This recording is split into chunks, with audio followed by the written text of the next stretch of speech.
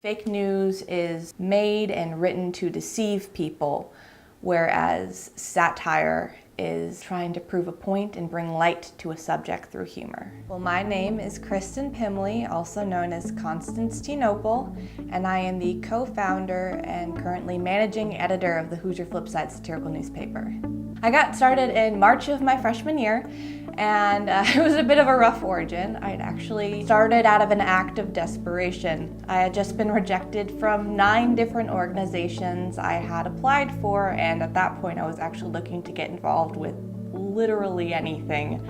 I had heard through a mutual friend that he was involved with a satirical newspaper. They were looking for more people, and I reached out the second I heard that an organization was taking applicants, and that was how it all started. The Hoosier Flipside is very headline content generation based. That means that we come up with our headlines first, and then we write our articles later. So there's a couple different ways that you can structure a headline, but it has to be concise, it has to be punchy, it usually has to stick with one joke in the headline, and once you come up with headline ideas, then it can get bounced around in the writer's room. So we usually ask that our writers come up with 5 headlines per meeting, because we are a quantity over quality organization. We believe that if you write enough things, one of them has got to be good.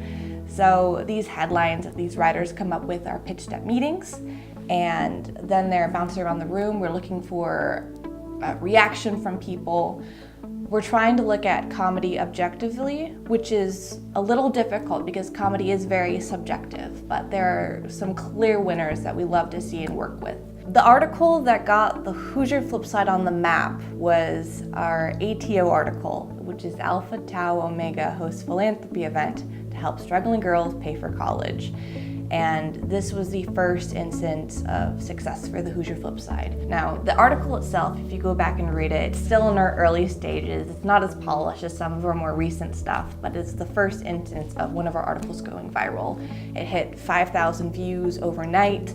People were sharing it, discussing it, and it was also the first instance of a backlash from one of our articles, which was interesting to deal with. It was a bit of getting the Band-Aid ripped off.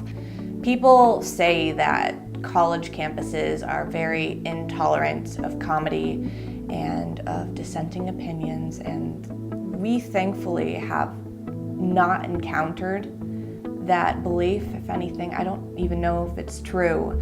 As long as you're approaching things with a good heart, then people can relate.